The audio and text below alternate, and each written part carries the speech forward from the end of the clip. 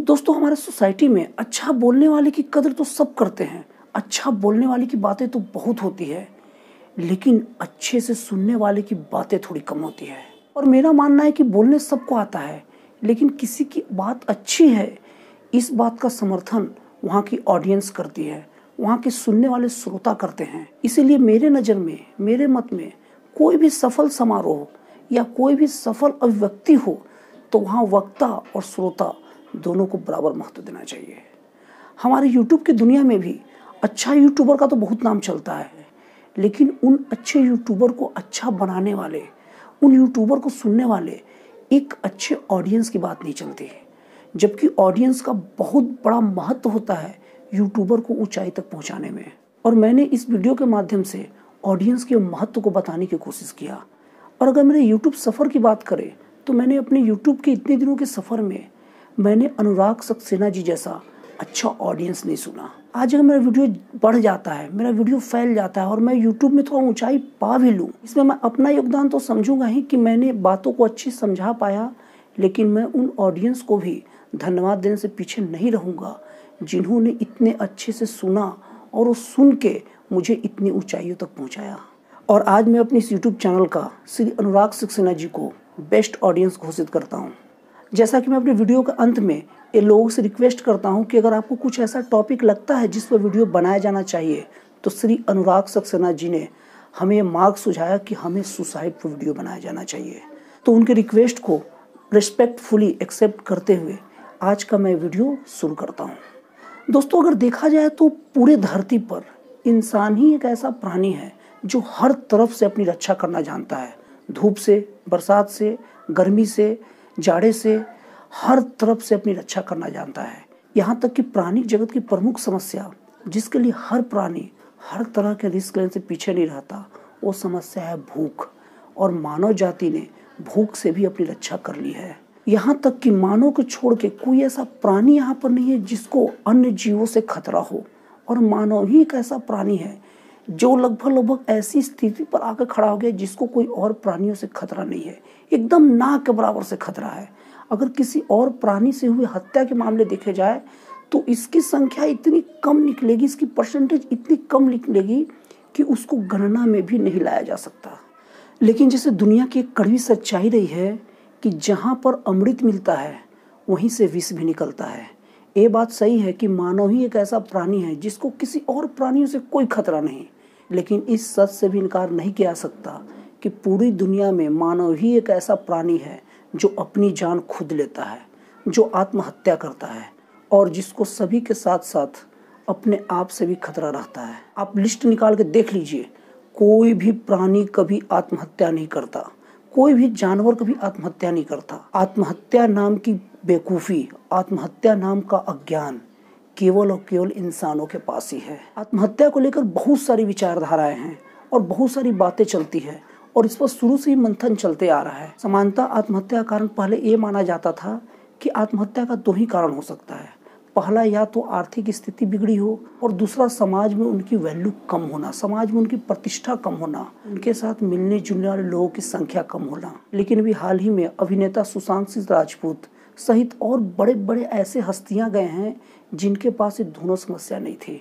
नहीं इतनी आर्थिक तंगी थी कि उन्हें भूखमरी का शिकार होना पड़ता, और रही बात लोगों से मेल मिलाप, तो उनके पास तो इतनी बड़ी महफिल थी कि एक बार बस इशारा कर देते कि मैं वहाँ पहुँच रहा हूँ तो उनके पहले हजारों लाखों लोग वहाँ पहुँचे होते। जो इस बात को खंडन करता है कि आत्महत्या का कारण केवल आर्थिक और समाज में इज्जत ना होना होता है।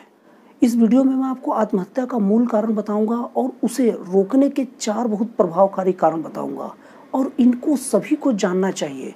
इससे आप अपने अगल बगल या कोई भी व्यक्ति जिसके दिमाग में आत्महत्या का विचार पक रहा है, आप इसके थ्रू उसे पहचान सकते हो।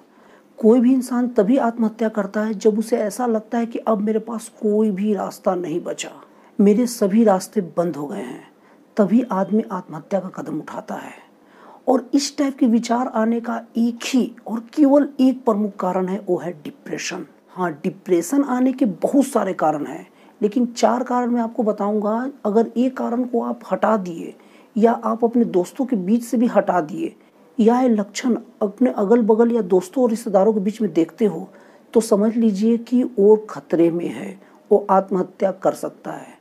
इसे आप कारण भी समझ लीजिए या लक्षण भी समझ लीजिए, मतलब पहचान। आप कारण या पहचान जो समझना है समझ लीजिए, लेकिन आप खुद भी अलर्ट रहिए। अगर आपके अगल बगल कोई ऐसा कर रहा है तो उसे भी आप अलर्ट कीजिए। तो इनमें पहला कारण है विनाश की इच्छा। मतलब वो क्या करता है कि सब जगह विनाश विनाश सोचता है। जैसे एग्जाम्पल के तौर पर वो अपनी कोई भी संपत्ति को कितने भी बड़े बड़े रिस्क में डालते रहता है और वो अपनी संपत्ति के साथ ऐसा ट्रीट करता है जैसे उसे वो नष्ट ही कर देगा, उसे एकदम डुबा देगा, क्योंकि उसके दिमाग में आ जाता है कि अब मुझे रहना तो है नहीं तो इससे बचा कर क्या करूँगा।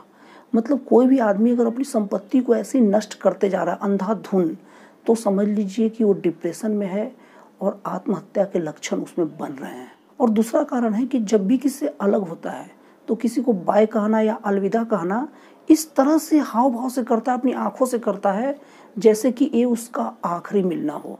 उसके एक आंखों में एक अजीब टाइप का ऐसा भाव दिखता है, ऐसा फीलिंग दिखता है जैसे कि वो ये कहना चाह रहा हो कि अब यार अपना आखिरी ही मिलना है, अब क्या पता मिलना हो या न हो।